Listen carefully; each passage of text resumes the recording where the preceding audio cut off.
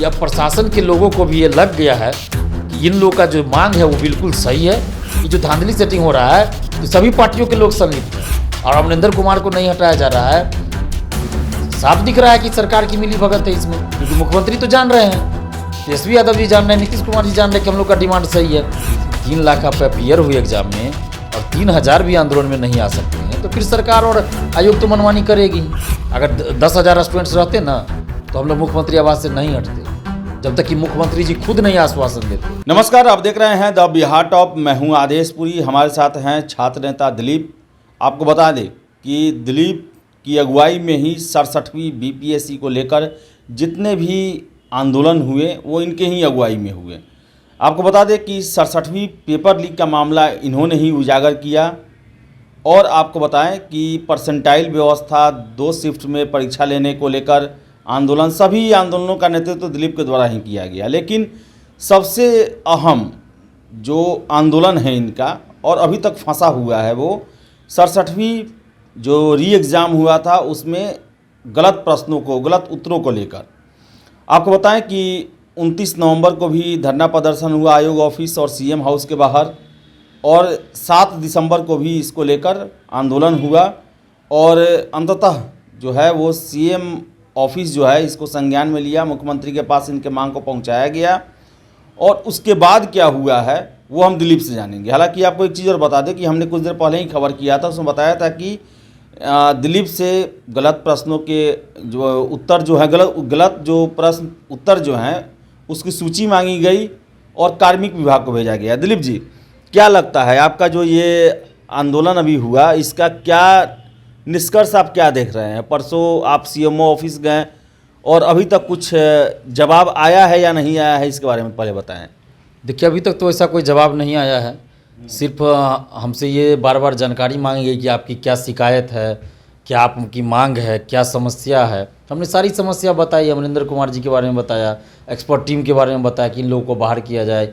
उसके बाद वो गलत उत्तर वाली बात हमने बताई, सीबीआई जांच का मांग हमने रखा, ई ऑप्शन हटाने, जो भी हमारा डिमांड है वो तो सार्वजनिक है, 15 दिन से चल रहा है, वही डिमांड हमने रखा है, बार बार वही चीज़ हम बता रहे हैं। तो अब इस पर सीएमओ तो एक्टिव है, वहाँ के अधिकारी एक्टिव है, लेकिन बात है कि अब गेंद जो है मुख्यमंत्री जी के पाले में है। तो अधिकारी भी कुछ बताने से परहेज करें, उनको वो सीधा बता रहे हैं कि हमें इस बारे में मतलब कोई जानकारी जब तक नहीं देंगे हम कैसे बताएं। हम आपकी बातों को मुख्यमंत्री जी तक पहुंचा दिए, मुख्यमंत्री जी के पास चला गया। अब मुख्यमंत्री जी उस पर क्या करेंगे तो मुख्यमंत्री ही बताएंगे, हम लोग को तो कुछ पता नहीं है। वो बताएंगे तब हम बताएंगे, हम लोग को कुछ पता चलेगा तब। तो अब बात है मुख्यमंत्री नीतीश कुमार जी, बीपीएससी के चेयरमैन और परीक्षा नियंत्रक, इन तीनों के बीच की बात है।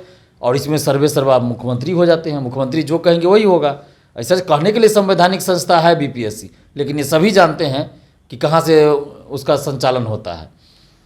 तो अब मुख्यमंत्री जी अगर इस पर नहीं कुछ करते हैं और अभी तक चुप्पी साधे हुए हैं, सीएम आवास के बाहर धरना दिए, उसी दिन मुख्यमंत्री जी को इस पर हस्तक्षेप करना चाहिए था। मुख्य सचिव ने आश्वासन दिया, उसके बाद सीएमओ ऑफिस हम लोग गए, सीएमओ के अधिकारियों ने फ़ोन किया परसों रात को भी, कल दोपहर को भी, और इसके बावजूद अभी तक अगर चुप्पी साधे हुए हैं और कुछ बाहर नहीं निकल के आ रहा है तो ये तो बहुत दुख की बात है। हाँ, इतना ज़रूर है कि जैसा कि हमें मतलब इनडायरेक्टली बताया गया है, डायरेक्टली नहीं कह सकते, इनडायरेक्टली, कि आगे से इसमें बहुत बड़ा परिवर्तन होगा, सुधार होगा। लेकिन अभी भी तो सुधार होना चाहिए ना। आगे से आप 68वीं से कीजिएगा या 67वीं मेंस से कीजिएगा, उसका हम स्वागत करते हैं, जैसे एक्सपर्ट टीम को लेकर है या और भी चीज़ें हैं, सुधार होगा। लेकिन अभी भी तो आपको करना पड़ेगा ना। इसमें जो 9 प्रश्नों का उत्तर गलत है या सीबीआई जांच की जो मांग हम लोग कर रहे हैं, तो ये ऐसा थोड़े कि एक बार आप कर दिए फिर हम उसको भूला जाए, ऐसा भी नहीं होना चाहिए। दिलीप जी, एक चीज़ बड़ा ही नज़र आता है कि प्रशासन का बड़ा ही सॉफ्ट रवैया हम देखें। अगर आप उस दिन बीपीएससी आयोग के बाहर भी आप लोग धरना प्रदर्शन किए, वहाँ से उठकर मुख्यमंत्री आवास के बाहर लगभग 1,500-2 हज़ार छात्र इकट्ठा हो गए, नारेबाजी चल रहा था, लेकिन एक बार भी बल प्रयोग नहीं किया गया। आपका परसों भी जब आंदोलन था तो देखा गया कि पुलिस की गाड़ियाँ आगे शुरू से चल रही थी, रोड क्लियर करवाना, कोई किसी तरह का जाम ना लगे वो सब करना। 1 घंटा आप लोग जेपी गोलम्बर पर आके रस्साकसी होते रहा प्रशासनिक अफसरों के साथ, लेकिन वो कभी भी ना बदसलूकी से बात किए और ना ही बल प्रयोग का उनका इरादा भी दिखा। क्या लगता है इन सब चीज़ों को देखकर क्या लगता है कि सरकार सॉफ्ट है और आप लोग के फेवर में एक्शन क्या उठा सकती है? देखिए, इन सब चीज़ों को देखकर दो बातें हैं। पहली बात तो यह है कि हम 2019 से आंदोलन कर रहे हैं, तो शुरुआत में हमें पुलिस का जो है थोड़ा सा दुर्व्यवहार भी सहना पड़ा था। लेकिन इधर जब से बीपीएससी पेपर लीक को हमने उजागर किया है, आप देखिए ना, पिछले साल बीएसएससी ऑफिस में हमने आंदोलन किया, यही 13 दिसंबर को, तो हमको किस तरह घसीट के ले जाया गया था। तो पहले दुर्व्यवहार का सामना तो हमें करना ही पड़ा है पटना पुलिस का।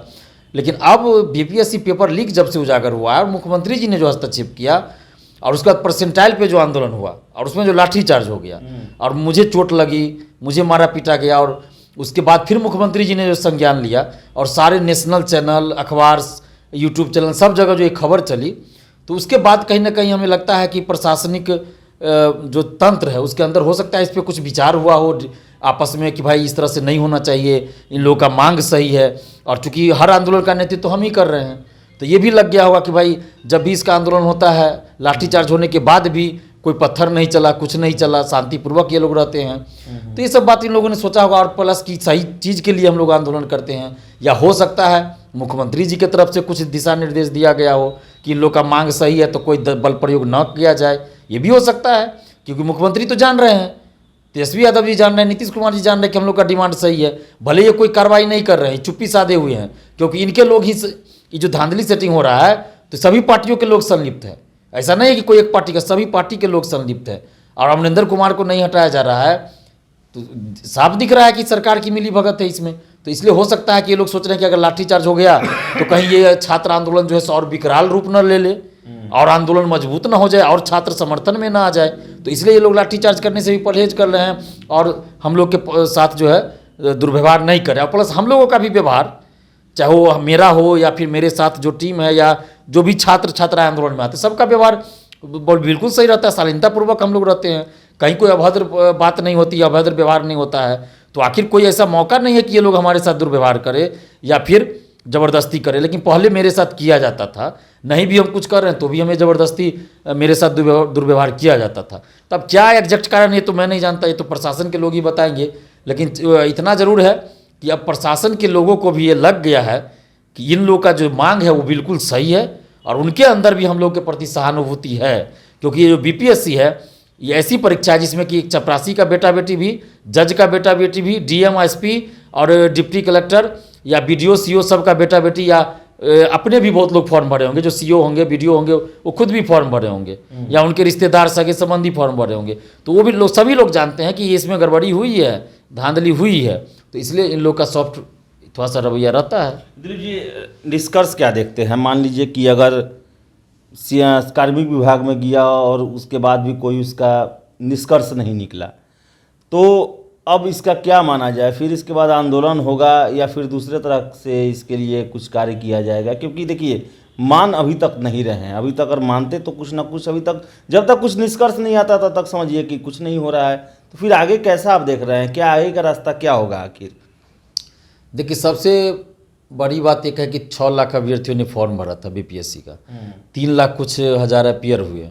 जब आंदोलन करते हैं तो कितने लोग आते हैं, इस सबसे बड़ा प्रश्न चिन्ह यही खड़ा हो जाता है कि 3 लाख आप अपियर हुए एग्जाम में और 3000 भी आंदोलन में नहीं आ सकते हैं, तो फिर सरकार और आयोग तो मनमानी करेगी ही। उसको तो मौका मिल रहा है ना मनमानी के। परसेंटाइल पे देखिए क्या हुआ, हजारों छात्र उमड़ पड़े और यही वजह हुआ कि नीतीश कुमार जी को हस्तक्षेप करना पड़ा।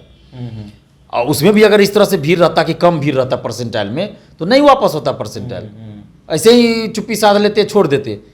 तो भीड़ का असर होता है लोकतंत्र में। अगर छात्र 7 दिसंबर को या 29 तारीख को भी, 29 तारीख को क्या हुआ, बीपीएससी ऑफिस से हम लोग मुख्यमंत्री आवास गए। अगर 10,000 स्टूडेंट्स रहते ना तो हम लोग मुख्यमंत्री आवास से नहीं हटते जब तक कि मुख्यमंत्री जी खुद नहीं आश्वासन देते। लेकिन छात्र ही नहीं आते हैं ना, तो दिक्कत ये है। तो इसलिए हम लोग को मुख्य सचिव से भी बात कर लिए भाई कि जब ऑफर दिया जा रहा है कि मुख्य सचिव से हम लोग विश्वास किया कि चलिए मुख्य सचिव नीतीश जी के करीब ही उन तक बात पहुंच जाए। 7 दिसंबर को भी आंदोलन हुआ तो कितने अभ्यर्थी आए सबको पता है। हम झूठ तो बोलेंगे नहीं कि 50,000 स्टूडेंट था या 10,000 था, नहीं थे स्टूडेंट, बहुत कम थी संख्या। तो ये छात्रों की कमजोरी है, कमी है। और शिक्षकगणों ने भी 2-3 शिक्षक को छोड़ दीजिए, 3-4 शिक्षक हैं जिन्होंने साथ दिया, बाकी कोई शिक्षक भी साथ नहीं दिए इसमें। सबको खाली बैच बनाना था, सब बैच बनाते हैं, ब्रह्मास्त्र कोर्स, कैप्सूल कोर्स, कौन कौन कोर्स करते हैं। टेस्ट सीरीज चलाएंगे, फलना सीरीज चलाएंगे, और उनका पढ़ाया हुआ चीज़ गलत हो जाता है। एक बार मुंह नहीं खुलता है कि हाँ बोल दे कि इस क्वेश्चन का आंसर ये होना चाहिए, बीपीएससी ने गलत दिया है। इतना बोलने का तो अधिकार उनको था, लोकतंत्र है, लेकिन नहीं बोलते हैं तो क्या कहा जाए। तो सबसे बड़ी गलती मैं छात्रों की मानता हूँ कि जब आपके लिए कोई लड़ने के लिए तैयार है, आगे जेल जाने के लिए तैयार है, लाठी खाने के लिए हम तैयार है, तब आपको मेरे साथ या मेरे पीछे रहने में क्या दिक्कत था? आपको सिर्फ आना था। कभी ऐसा नहीं हुआ कि दिलीप कुमार भाग जाए आंदोलन से, छात्रों को पिटवा दिया, भाग जाए खुद, ऐसा नहीं होता है। हम आगे रहते हैं, हमेशा रहते हैं, जब तक कि सभी छात्र वहाँ से नहीं चले जाए तब तक हम रहते हैं। ऐसा नहीं कि छात्रों को छोड़ दिया हम भाग जाए, ऐसा आज तक नहीं हुआ है। तो छात्रों की गलती है, और आप अपनी अंतरात्मा से पूछे सभी लोग, हम झूठों का ये नहीं करेंगे कि हमारे आंदोलन में 20,000 था, 25,000 नहीं। रियलिटी ये है कि जितनी हम संख्या सोचे, हमको लगा कि 10,000 कम से कम स्टूडेंट्स आएंगे, लेकिन छात्रों ने नहीं, इसमें बढ़ चढ़ के हिस्सा नहीं लिया। तो छात्रों की गलती है। 3 लाख आप अपियर होते हैं एग्जाम में, और जब वो एग्जाम में गड़बड़ी हो रही है तो आप 3,000 भी नहीं आ सकते हैं। तो सरकार और आयोग तो मनमानी करेगी ही। लेकिन दूसरा पहलू इसका ये भी है कि जितने भी छात्र आए उनको हम धन्यवाद भी देते हैं, छात्राएँ आई उनको धन्यवाद देते हैं, और उनके साहस को, उनकी सजगता को हम सलाम करते हैं।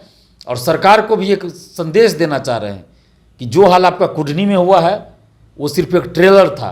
हम लोगों ने 29 नवंबर को ही कहा था कि अगर मुख्यमंत्री जी इसमें हस्तक्षेप नहीं करे, बीपीएससी अभ्यर्थियों को न्याय नहीं मिला, तो सारे अभ्यर्थी, सारे छात्र छात्राएं कुढ़नी में किसी पार्टी को वोट न दे, नोटा का बटन दबाए, चाहे वो कोई भी हो, युवा छात्र जो भी हो, चाहे बीपीएससी अभ्यर्थी, दरोगा, शिक्षक अभ्यर्थी, कोई भी।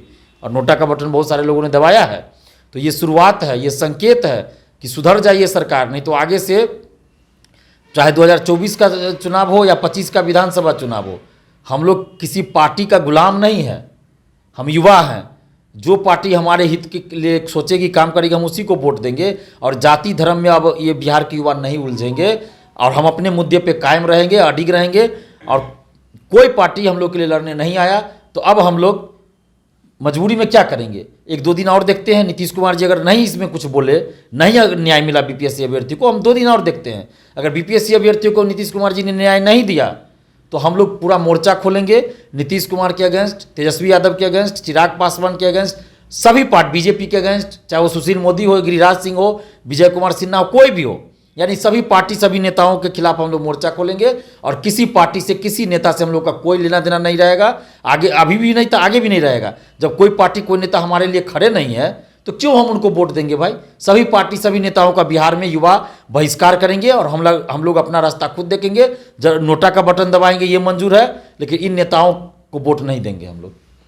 तो नाराज़गी जो है वो काफ़ी ज़्यादा है, और इंतज़ार है कि कार्मिक विभाग में गया हुआ है, और उसके बाद संभावना है कि कुछ इस पर हो।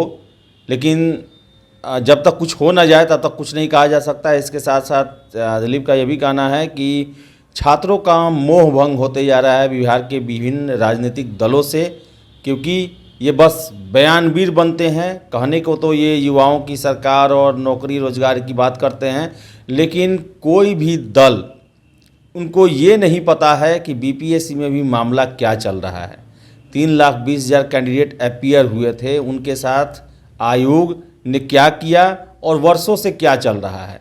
बस वही जाति धर्म, इतना परसेंटेज उनको, उतना परसेंटेज उनको, बड़ा बयान, छोटा बयान, यही सब ये लोग करते रहते हैं। ये आरोप प्रत्यारोप चलता है, लेकिन छात्रों की बात असलियत में कोई नहीं करता। बस चुनाव के समय में नारे लगते हैं और मीडिया के सामने बयान देने में बस यही एक रहता है कि युवाओं की सरकार, हम युवाओं को समर्पित हैं। देखिए क्या होता है, और जो भी अपडेट होगा हमारे चैनल से आपको ज़रूर मिलेगा। फिलहाल इस वीडियो में इतना ही। बहुत बहुत धन्यवाद।